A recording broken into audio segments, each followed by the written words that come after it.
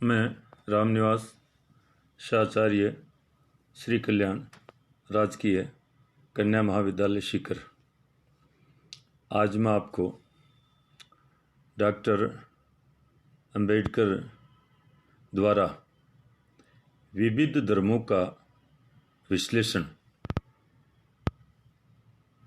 जो उन्होंने किया है उसके बारे में बताऊंगा, चर्चा करेंगे। तो आपको ध्यानपूर्वक इसको सुनना और समझना है। विविध धर्मों का सामान्य अर्थ यहाँ पर यह है कि जो अपना हिंदू धर्म है उसका विश्लेषण इस्लाम, ईसाई, सिख, इस प्रकार से उन्होंने उनमें अच्छाई बुराई का जो को देखा है। तो इसमें हम सर्वप्रथम लेते हैं हिंदू धर्म। ये धर्म अस्पृश्यों की उन्नति में किसी तरह बढ़ावा नहीं दे सकता। हिंदू धर्म के बारे में अंबेडकर साहब ने क्या कहा है कि ये हिंदू धर्म है, ये अस्पृश्यों अर्थात अछूतों की उन्नति में किसी प्रकार का बढ़ावा नहीं दे सकता। इस धर्म की नींव ही विषमता पर टिकी है। अपने पूर्वजों की भांति मैं ये बिल्कुल मानने को तैयार नहीं हूँ कि उस धर्म से हर हालत में संबंध रखा जाए जो न मन को जचता है और न ही विकास में सहायक है। तो ये उन्होंने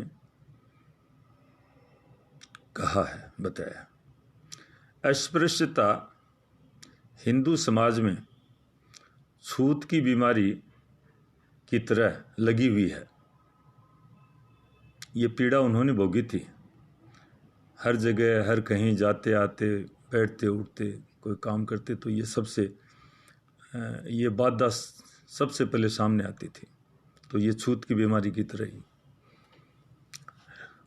और ये भी सच ही कहा जाता है कि छूने से ही अशुद्ध हो जाता है।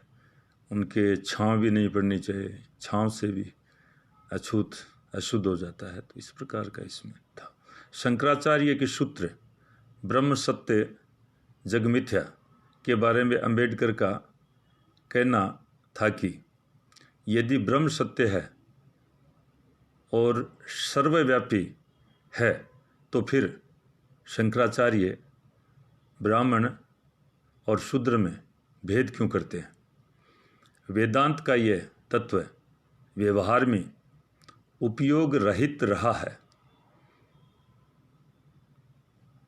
डॉक्टर अंबेडकर ने हिंदू धर्म के 3 अवगुण बताए हैं जो इस प्रकार से हैं। नंबर 1, इसमें नैतिक जीवन यापन की स्वतंत्रता के द्वार बंद कर रखे।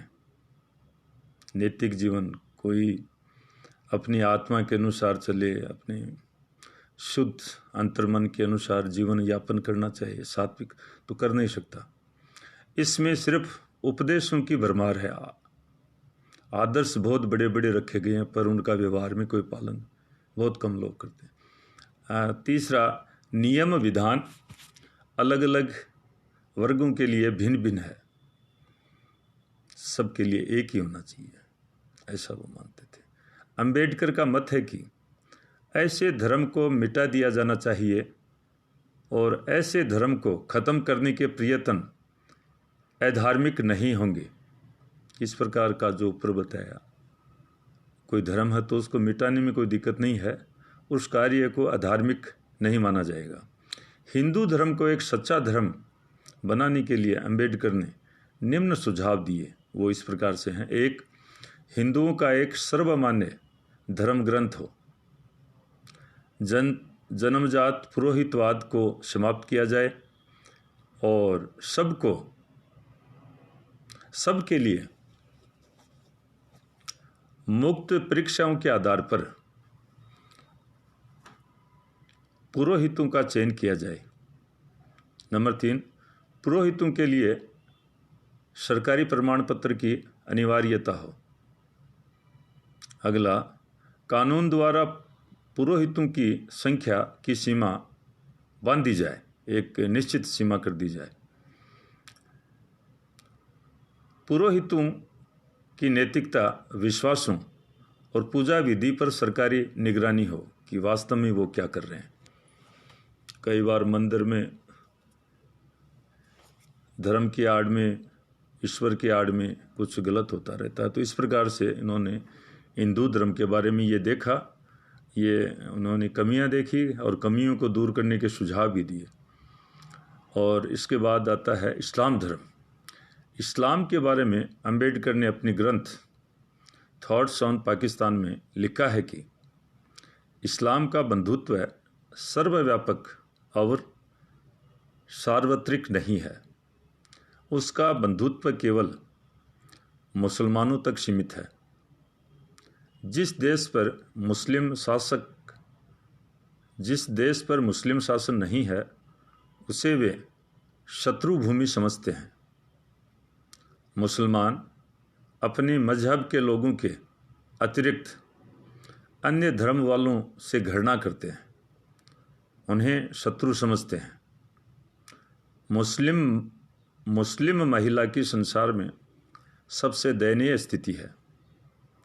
पर्दा शारीरिक और यौन संबंधी विकृतियों का कारण है। तो इस प्रकार से उन्होंने इस्लाम धर्म को भी अच्छी प्रकार से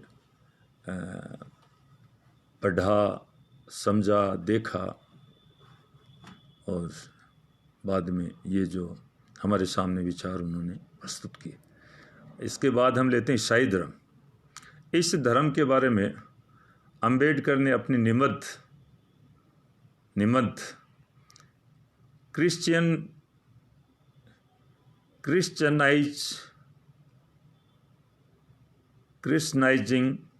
the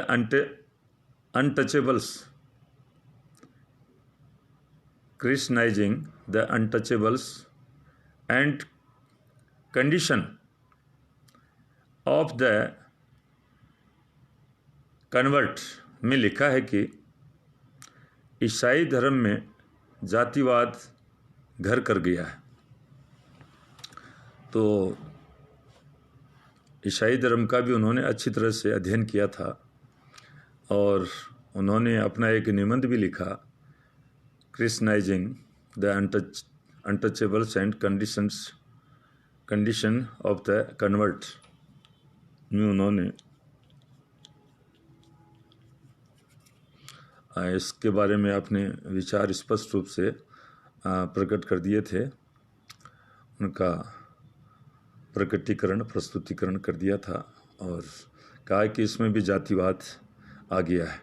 इसके बाद हम लेते हैं सिख धर्म। सिख पंथ में सिद्धांत रूप में वर्ग भेद नहीं है, परंतु खेद है कि सिखों में भी भेद घुसा हुआ है। जाट, एलूवालिया, खाती, रामगढ़िया और मजहबी सिखों का भेदभाव है। तो सिखों में वैसे तो कोई वो सिद्धांत रूप में तो नहीं है, पर उनमें ये अलग अलग, वो रामगढ़िया सरदार है, वो एलूवालिया है, वो जाट हैं, ये इस प्रकार का ये घुसा हुआ है। तो ये भी, इनको भी उन्होंने ज़्यादा पसंद नहीं किया, ज़्यादा पसंद। इस्लाम और ईसाई मजहब के बारे में अंबेडकर ने लिखा है कि यदि सारी दुनिया की दौलत दे दी जाए तो भी मैं उन्हें कभी स्वीकार नहीं करूँगा। देखो, बहुत बड़ी बात उन्होंने कह दी। इस्लाम और ईसाई धर्म को अपनाने की बात, धर्मांतरण की बात चली थी ना, तो उन्होंने कहा मैं इन दोनों धर्मों को, चाहे संसार की सारी दौलत मुझे दे दी जाए तो भी मैं इन धर्मों को स्वीकार नहीं करूँगा। बौद्ध धर्म। अंबेडकर अंत में इस निष्कर्ष पर पहुँचे कि बौद्ध धर्म ही एक ऐसा मानव धर्म है जो मानव की समानता पर आधारित है, जिसमें मानव के दुखों को दूर करने की व्याकुलता है,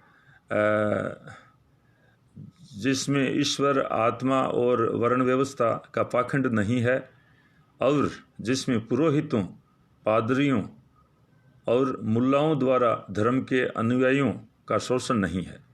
इसमें 3 ऐसे गुण हैं, प्रज्ञा, करुणा और क्षमता, जो अन्य धर्मों में नहीं मिलते हैं, दुर्लभ हैं। बौद्ध दीक्षा, उन्होंने फिर ये सारा सब देखने के बाद में, इन सब धर्मों का विश्लेषण करने के बाद में उन्होंने बौद्ध धर्म को अपनाया, उसमें दीक्षा ली। तो उसका हम थोड़ा सा यहाँ पर उल्लेख करना चाहेंगे। बौद्ध धर्म अपनाने के पीछे किन्हीं राजनीतिक उद्देश्यों की प्रेरणा नहीं थी, बल्कि इसके पीछे एक दार्शनिक और वैचारिक चिंतन था। ये जहाँ बाढ़ से शक्ति प्राप्त कर हिंदू धर्म की जाति प्रथा को समाप्त करना चाहता था, वहाँ पर अस्पृश्यों को एक अलग पहचान देना चाहता था। अंबेडकर ने जनसाधारण के धर्मांतरण के लिए धम्म दीक्षा विधि तैयार की, बौद्ध जन समिति की स्थापना की और द बुद्ध एंड हिज धम्म ग्रंथ की रचना की। जुलाई 1951 में इंडियन बुद्धिस्ट सोसाइटी की स्थापना की। अंबेडकर ने नागपुर में 14 अक्टूबर 1956 को भिक्षु चंद्रमणि से त्रिशरण पंचशील ग्रहण कर बौद्ध धर्म की दीक्षा ली। त्रिशरण पंचशील ग्रहण करते समय स्वयं द्वारा तैयार की गई 22 प्रतिज्ञाएं भी अंबेडकर साहब ने ली। बौद्ध धर्म ग्रहण कर अंबेडकर बुद्ध और संघ दोनों की शरण में चले गए। बुद्धम शरणम गच्छामि और संघम शरणम गच्छामि, संघ शरणम गच्छामि। इस तरह है अंबेडकर ने 1935 के येवला सम्मेलन में ली गई प्रतिज्ञा को 1956 में पूरा किया। डॉक्टर अंबेडकर ने बौद्ध धर्म को अपनाने के निम्नांकित कारण बतलाए हैं कि उन्होंने बौद्ध धर्म को क्यों अपनाया। नंबर 1, बुद्ध धर्म में 3 ऐसे गुण हैं, प्रज्ञा, करुणा और क्षमता, जो अन्य धर्मों में नहीं है। एक तो ये कारण था। दूसरा, बौद्ध धर्म सच्चा धर्म है। वह एक ऐसे जीवन पथ की ओर अग्रसर करता है जिसमें ज्ञान, सन्मार्ग और दया है। तीसरा, ये भारतीय सभ्यता का ढंग है। ये भारत भूमि के इतिहास और सांस्कृतिक परंपराओं को हानि नहीं पहुंचाता। बुद्ध विशुद्ध भारतीय सभ्यता से उपजा है। इसमें सिद्धांत न्याय और विचारशीलता पर आधारित है। इसमें भ्रातृत्व, मानव प्रेम और अपनत्व है। मैं तथागत को उनकी भूमि पर वापस ला रहा हूँ, ये विशेष रूप से कोट करके अंबेडकर साहब ने कहा है। नंबर 4, इसमें जात पात और सामाजिक असमानता के लिए कोई स्थान नहीं है। इसमें किसी ईश्वरीय धार्मिक पुस्तक का आतंक नहीं है। यह विश्व बिरादरी के साथ भ्रातृत्व स्थापित करता है। तो इस प्रकार से आज हमने अंबेडकर साहब के जो हिंदू, मुसलमान, ईसाई, बौद्ध, सिख आदि धर्मों का जो विश्लेषण तुलनात्मक रूप से किया है, उसको आपके सामने रखा। आपने ध्यानपूर्वक इसको सुना, समझने की कोशिश की, और अब मैं यहीं पर मेरी वाणी को विश्राम देना चाहता हूँ। और आज मैं आप सभी को बहुत बहुत धन्यवाद ज्ञापित करता हूँ।